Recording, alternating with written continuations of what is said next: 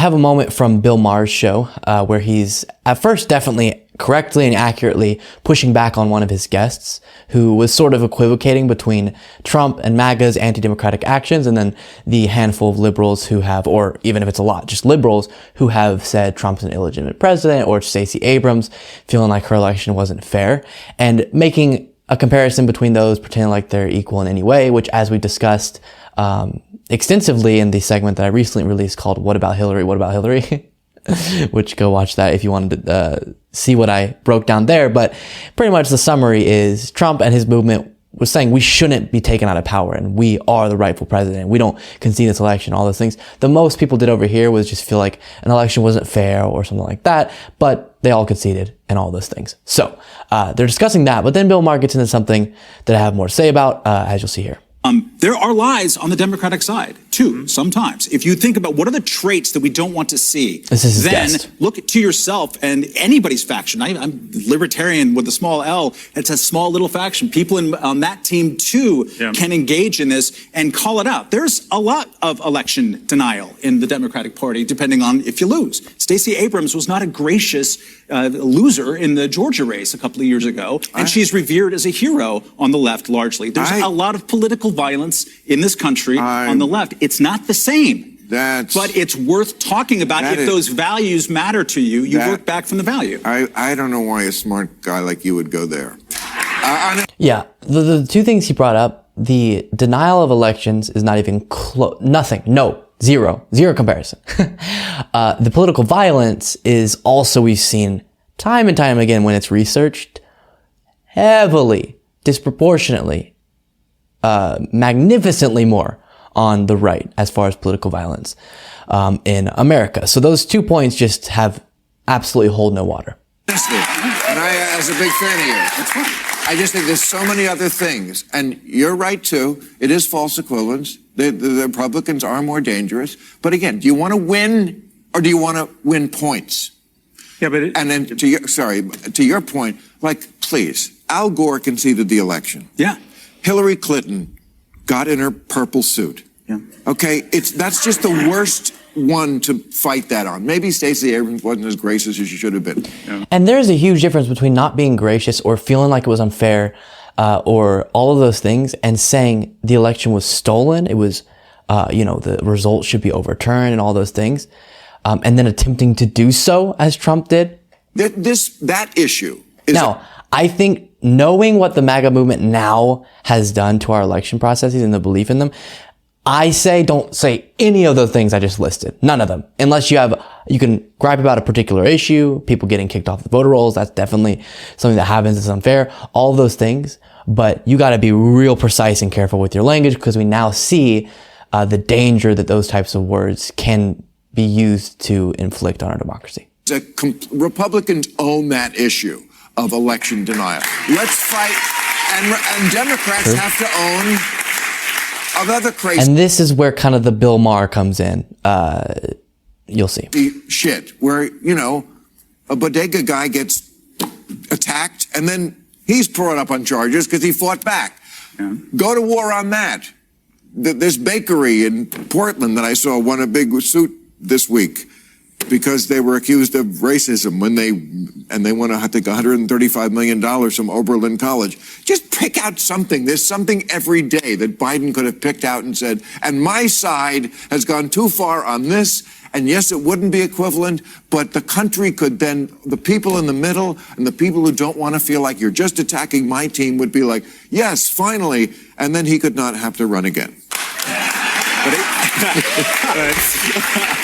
Okay, so first off, I am not familiar with the specific anecdotes he cited there, but does the left go too far? Holy smokes, yes. Let me discuss that more in a second, but first let me say the more important part. We should not, though, allow the bad examples of the left to be set next to the actual threat to our democracy that's being discussed, right? Now, in separate discussions, let's talk about whenever the unhinged people on the left do dumb things, okay? But when talking about what's this massive universal threat that's being posed to a very important part of our country, then also citing some anecdote of a dumb, liberal trying to get someone canceled or something like that, it doesn't make any sense. And it's almost like you're saying both of them. And I know he said you can say they're not equivalent. It doesn't matter. If you're setting them next to each other, you are giving some level of legitimacy to them being equal-ish or comparable in some way.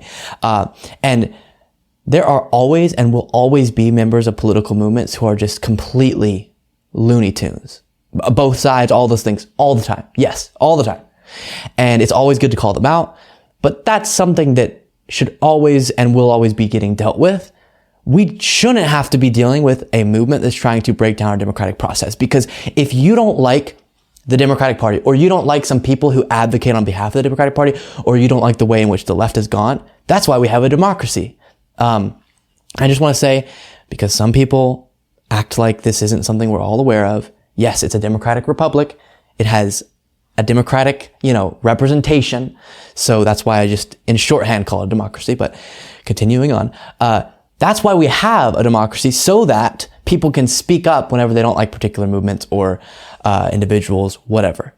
Whenever you take away people's ability to do that, as Trump tried to do in staying in power after he lost, then none of those disagreements that we should be getting in as a country, or the gripes we should have about different movements, different belief systems, matter, because you can't speak up your voice effectively because our democratic institutions have been so undermined, right?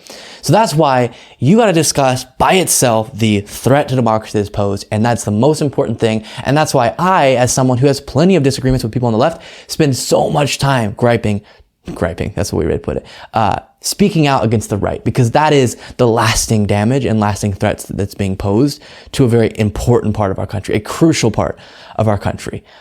The annoying people on Twitter, as annoying as they are not posing an indefinite threat to our country. Does that make sense?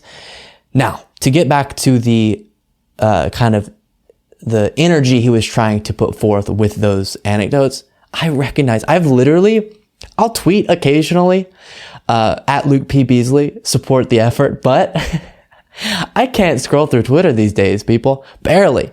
Because even people that I thought I liked on the left are so, what's a more intellectual way to say this than just dumb? Are so aggravating, we'll say. Okay?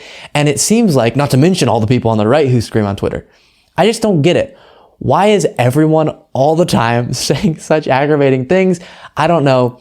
And there are heartbreaking stories, setting aside Twitter, of people who, claim to be on the left, devastating people's lives based on something that is relatively small.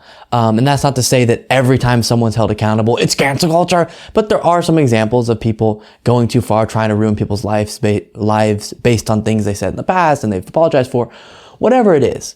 And you could send tons of examples my way where I would say that is horrible, that should be dealt with, whatever. But that's not at all what we're talking about when talking about a massive threat to a democratic institution. So that's what I beg people whenever I have discussions in my personal life about the left versus the right, to really put in perspective. And also to recognize all of the people in power on the left, all of the people in the Democratic Party. Most of the examples you'll cite of crazy, unhinged people on the left are not at all associated with or themselves in power. Does that make sense?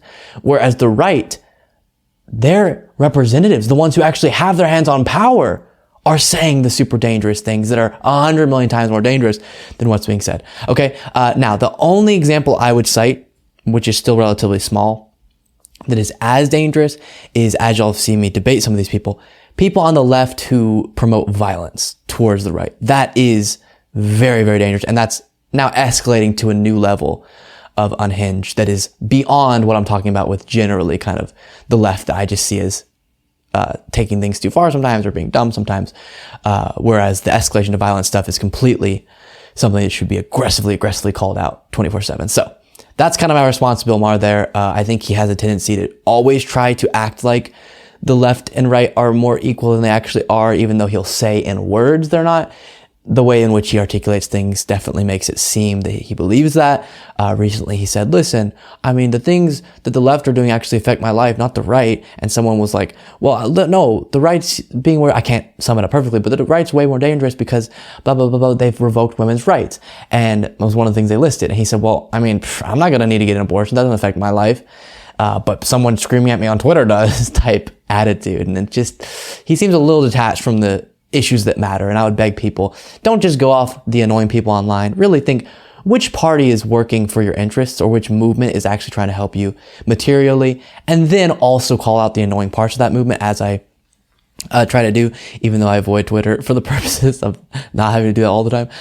But it matters more which one's fighting for long-term change that would be good or devastating. And that's where I kind of draw the line.